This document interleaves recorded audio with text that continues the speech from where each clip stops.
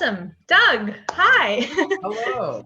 Thank you so much for joining us. What are we drinking today? Okay, so I got my gingerberry kombucha, which at 11 a.m. my time is as alcoholic as I could get, even though I was like maybe contemplating something with a little bit more alcohol in it. Do you know that I've never tried kombucha ever?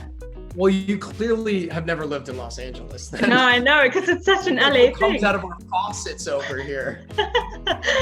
Well, I've got a cup of coffee. So, cheers. Do a little virtual cheers there. Do you have a swipe?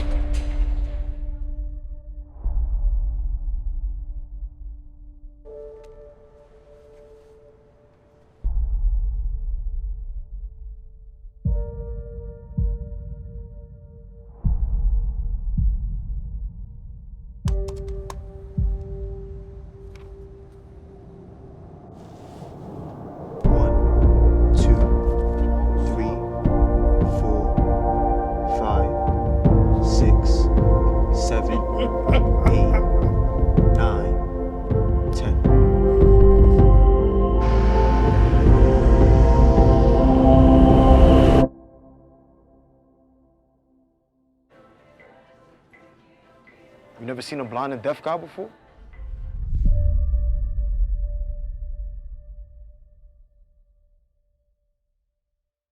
Feeling through. Wow.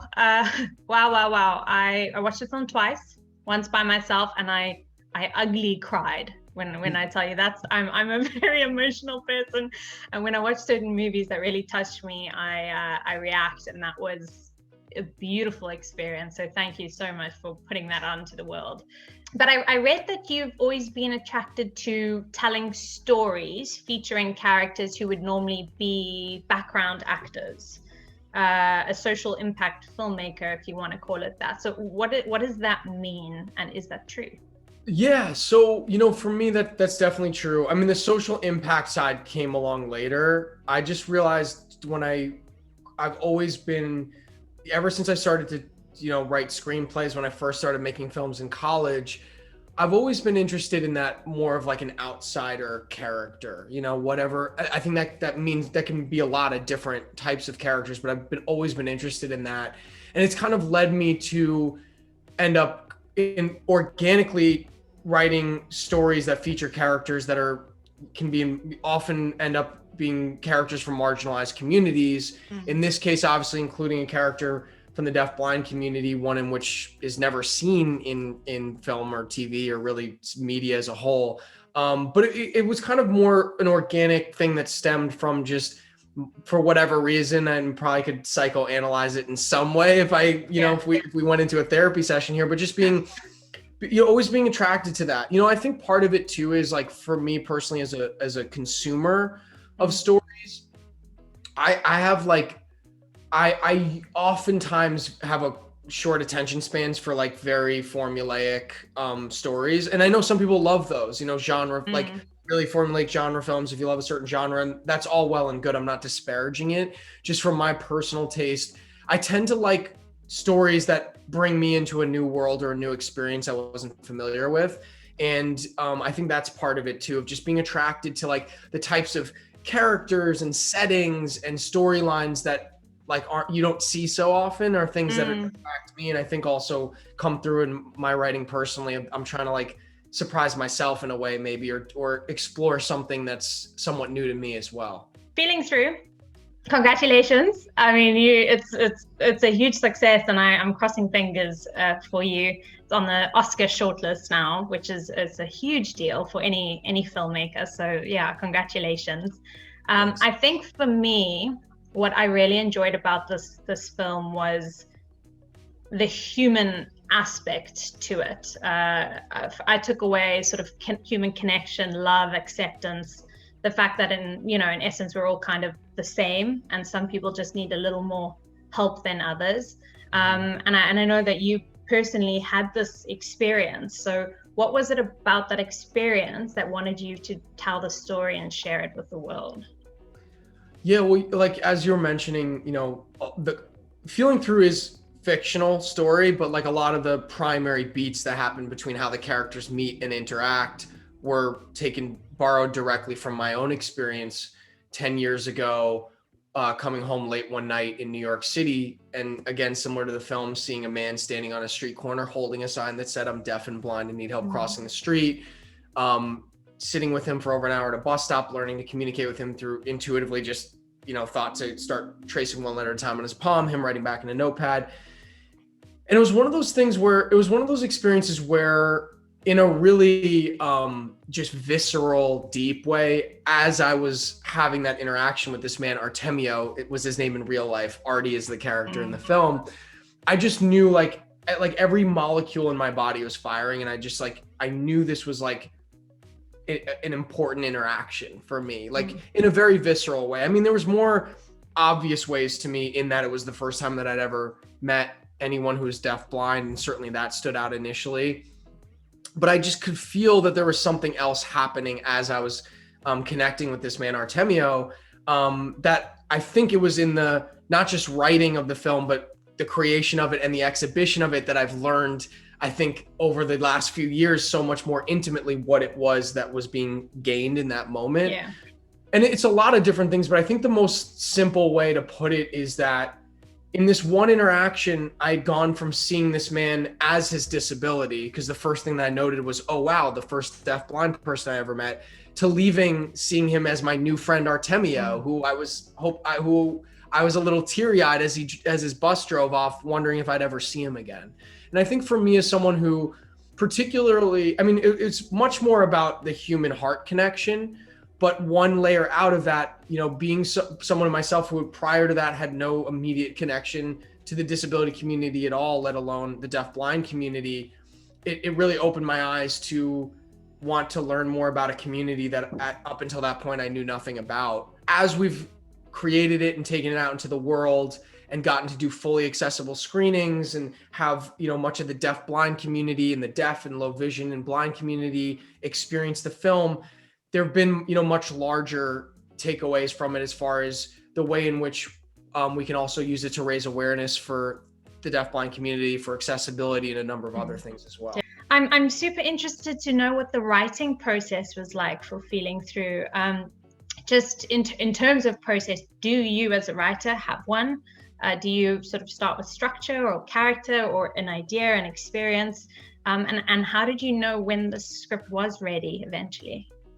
Yeah, that's a good question. I mean, for me, I have, what I'll say, I think I'm a little sloppier than probably like people who are like solely screenwriters that like kind of, I think, usually have to develop a little bit more of a, if you're adhering to like external deadlines, you need to kind of have a little bit more of a fine-tuned process usually. So I kind of embrace a heavy degree of like chaos and sloppiness into my process. I mean, for me, it's important to, like, I've spent a number of years like really internalizing structure in a way that certainly is always with me when I'm writing, and I have a really good sense of that. But I also try to have that be more of an intuitive guiding hand. It's this, and I'll like outline things and sketch things out, and I'll kind of like, for pun intended, feel my way through the process a little bit, because I think every story is a little different, depending on what the story is. I know, for instance, like in this case, if it's more about a slice of life, character driven like story versus if I was writing, which I probably wouldn't, but if I was writing like a tight action film, my process would probably be a little different between the two of those. I don't plan on writing any action films anytime soon. You never know. You never know. I'm a huge boxing fan, so I do want to do a boxing movie at some point. Interesting. But that's probably a good ways away. I got home at like 4:30 a.m., 10 years ago when I had this interaction. I think, I don't know if I slept for a few hours or if I immediately just jotted down, kind of like just blurted out everything that happened, because I just wanted to, like, as it was strong in my memory, have that down. And then I shaped that into like kind of like a short story that was more of a recounting of what happened. And then it was about a year later that I developed it into the film. Drawing upon your own life experience when you're telling a story can be like a gift and a curse. It can be a gift because there's such specificity. It's obviously something that already resonates with you, but the curse or the pitfall can be if you adhere too much to the facts of what happened rather than honor the story that's wanting to come out, you can really pigeonhole yourself or kind of cut yourself off in a way that I started to realize. I realized very quickly from the first draft. I'm like, okay, this may be closer to what happened, but it's not the story I'm trying to tell here.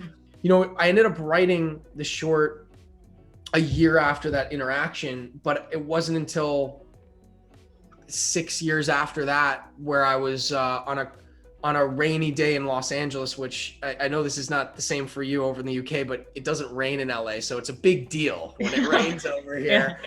I was sitting in a coffee shop, it's raining. It was like a very, you know, whole other episode that we'll do over, you know, whiskey some other time. Very challenging time in my life personally, professionally, and kind of was at a breaking point in certain ways for me. And I literally, in that moment, I was trying to write something new and I just couldn't do it. I wasn't in the place to do it.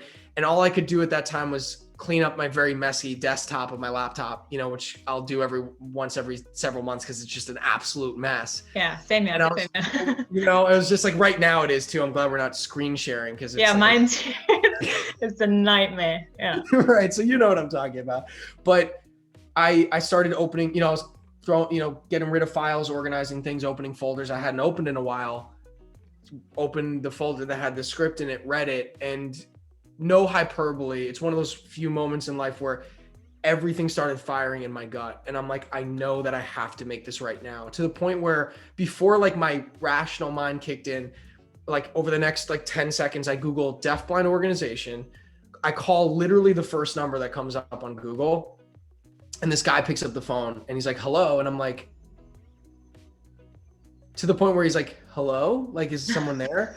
And this is such a weird thing to say to someone that you don't know who they are or why you're even calling them. I say, I don't know why I'm calling you right now, but I have a story to tell you. And I feel like after I tell you this story, it'll be clearer. So I told him about my interaction. I told him about the fact that I had the script. And then on the spot, I hadn't thought about it yet. And I go, and I feel like I want to cast a deafblind actor. Is that crazy? Because at the time I'd only met Artemio years ago. I didn't really know much about the community. And he goes, no, that's not crazy at all. You should call the Helen Keller National Center. And that's how I ended up reaching out to them and connecting with them.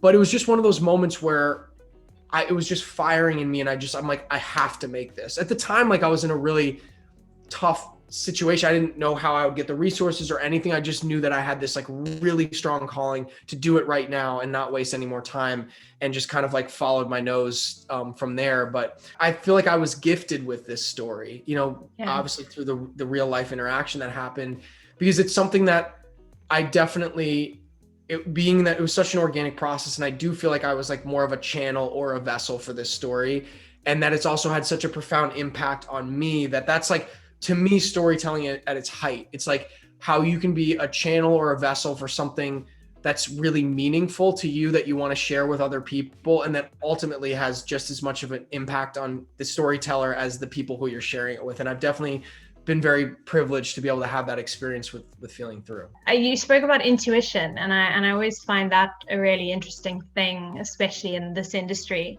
Because a lot of directors will say they cast, you know, the actors on intuition. It's just a gut feeling. So I'm just intrigued to know, as a director, in the casting process with your crew when you're on set, do you act from intuition all the time? Is that a big part of the process? Definitely a big part of the process. And I'd say like filmmaking, it kind of depends on what part of the process, but like filmmaking is this beautiful marriage between like right brain and left brain. You have to be like, especially when you're on set, there is so much of your role as a director is logistical, of like kind of being the, being the person that's bringing all the elements together. So there does need to be a clear like organization side of things, and really kind of keeping all your ducks in a row in that sense. But also you want to have the space for there to always be the creative, intuitive side. During the casting process, for me, it's definitely, intuition's a huge thing. I know, like, in casting Steven and casting Robert, that really played a huge role. Like the Robert situation that we were starting to talk about earlier, I worked with the Helen Keller National Center, and specifically the Associate Executive Director, Chris Woodfill there, who's deafblind himself. And he was the one that reached out to people who were deafblind all around the country. And we did it, kind of traditional casting like you would for any other role at Helen Keller National Center. Like about half the people were there in person, half we did through video chat because they were in different parts of the country. And, it was funny because Robert was not on our casting list. Mm-hmm. Robert actually at the time worked in the cafeteria at Helen Keller National Center, as he did for many years prior to the pandemic. And halfway through our day, there was a break in our casting schedule, and someone in the room goes, "What about Robert? I feel like he'd be really good for this."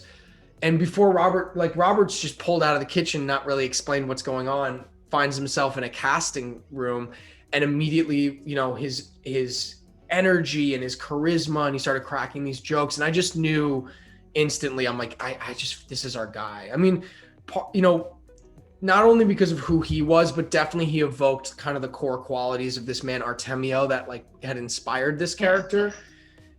And then with Steven, it was challenging because I saw a lot of great, talented young actors when we were auditioning in New York, but they just didn't seem to kind of encapsulate this quality that you can't quite put your finger on. You can, because that's the thing in a breakdown, you have to be quite literal, right? When you're writing a breakdown for a character. So it's like, you've got an age or age range. You've got, in this case, it was pretty open for ethnicity. It was really just a non-white role. So it was pretty open. We saw people from all different ethnicities within that. But there was this quality that you can talk to a couple story points, but you don't know until it's in the room. Yeah. And I saw a lot of great young actors, and not a single one of them had that thing, and to the point where, I was getting a little pressure saying, "Hey, look, we've seen a lot of people, let's just do the callbacks. You'll find him in there." And I'm like, "He's not here. We don't have him yet." I know, you know what I mean? I know, I've lived with this character for a long time. I'll know when I see him. And so we ended up getting a couple last second, self-tapes ahead of our final callback. Stevens came in. I've teased him about this a little bit because the lighting was a little wonky and the sound was a little wonky. So it was but I could still I was I think there's something in here. And he was actually the first actor up that day. And it really was you were referencing, the moment he opened his mouth, I'm like, this is our guy.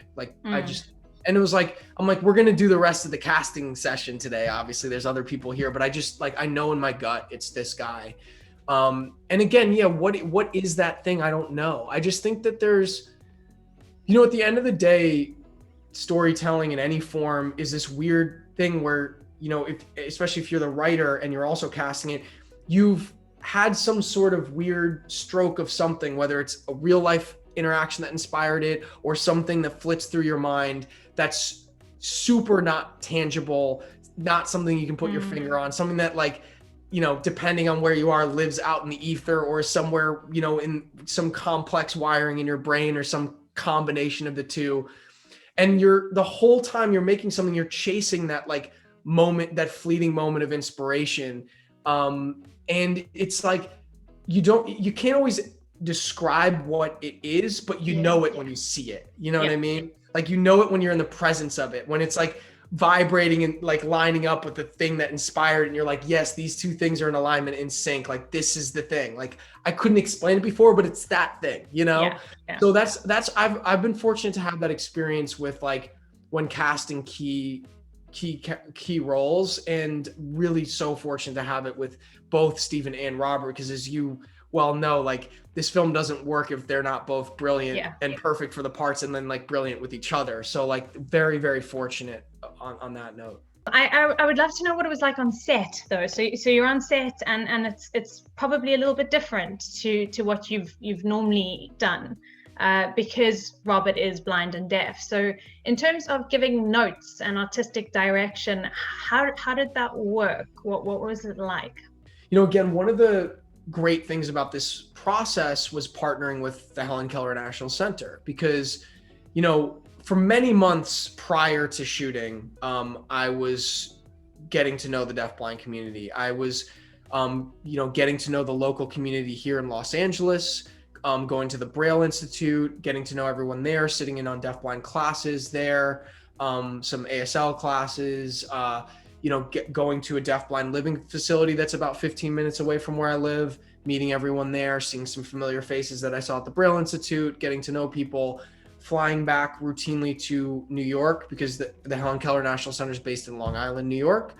Going up there a number of times, getting to know all the staff there, getting to meet a lot of the students there. Just real quick, Helen Keller National Center, HKNC, is the foremost center for providing independent living skills for people who are deafblind in the United States. So people who are deafblind will come from all over the country to live there for up to a year on site to learn a number of different independent living skills that they can take back to wherever they're from and implement those skills to live a fulfilling life. So that was a big part of being prepared before going on set, working with a great interpreting team, working with the same group of interpreters so that they got to know me better. They all knew Robert. That helps facilitate even better communication. And then also understanding that Robert is someone who's deafblind, there's quite a diverse manifestation of deafblindness. It encompasses everyone who's completely deaf and completely blind to people who are legally deaf and legally blind, but rely on some degree of their vision and or hearing, and everyone in between. In Robert's case, he was born deaf. He has Usher syndrome, which is the leading cause of deafblindness. He was born deaf, really didn't start meaningfully losing his eyesight until his late 20s, early 30s. Now in his mid 50s, he has very little eyesight left, kind of like pinhole vision that's also foggy with like glaucoma. So if you're the right amount distance from him, under the right lighting conditions and signing in a very small box, he can rely still on his visual, his eyes to ascertain the signing. But he's completely blind at night, where 90% of this film is taking place. Yeah. So we also devised various methods of setting up different lighting scenarios to facilitate communication with him.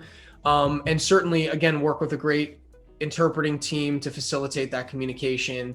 We were shooting outside at night, 6 p.m.s to 6 a.m.s during New York winter. So there were the obvious challenges of it just being cold and, long, cold nights, and making sure we were well covered with what we could do with having, being able to warm people up and all that. But, it was all about pre-production in this sense, or, I'd say it's a deeper process than traditional pre-production, but being prepared well ahead of time, having a lot of conversations and having experts on set who could really help facilitate all the communication and needs that we needed prior. And Robert's also, he's a great person. He's a hardworking guy and really, really wanted to be there. So those are, those are the most important things. From there, everything else is just details to figure out.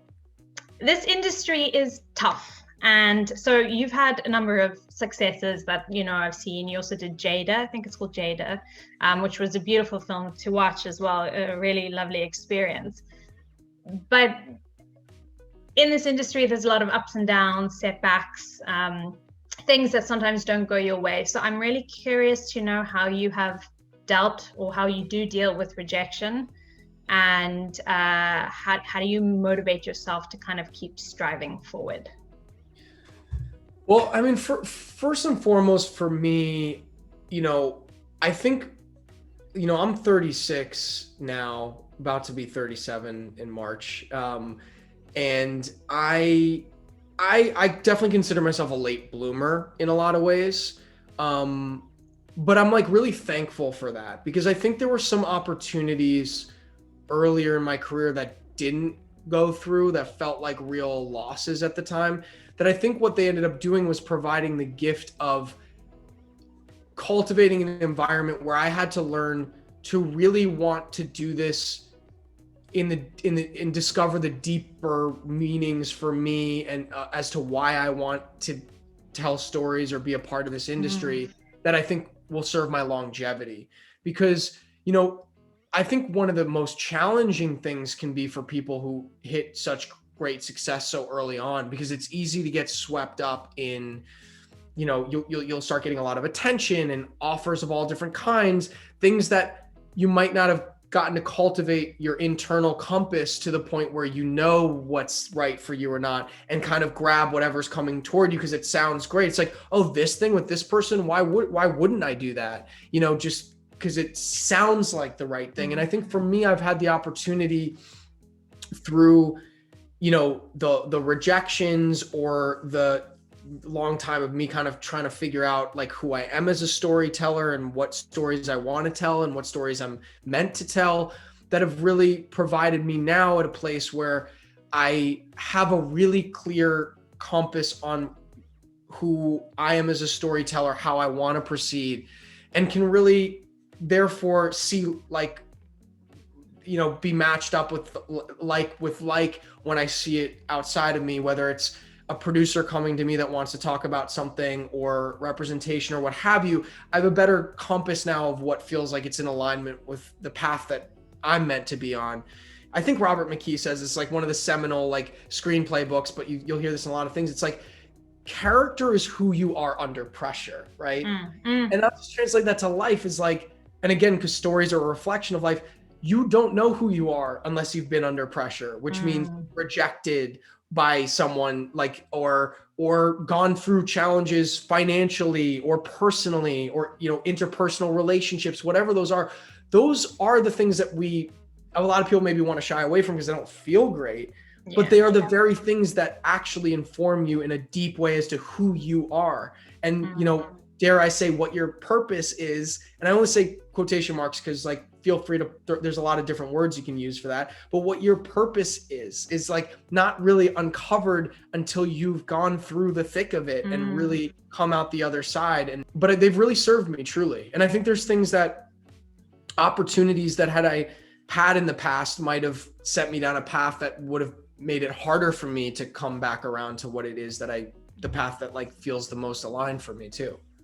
It's really comforting to hear that, because I think often in this industry in particular, because this is what we're talking about, one can get really sort of bogged down by the idea that you have to get to a certain stage by a certain age, because that's kind of how the industry is. And then, you know, you start comparing yourself to others, and potentially it's just, you don't really enjoy the journey because you're so focused on the end game, when in actual fact, this industry is a marathon. It is most definitely not a sprint. So it's really comforting to hear that it's in the hard graft and the rejections and the self-doubts and all those things kind of eventually take you to a place that you can use it, you know, in your storytelling or in your acting or whatever it is, you know. What do you want audiences to take away from Feeling Through?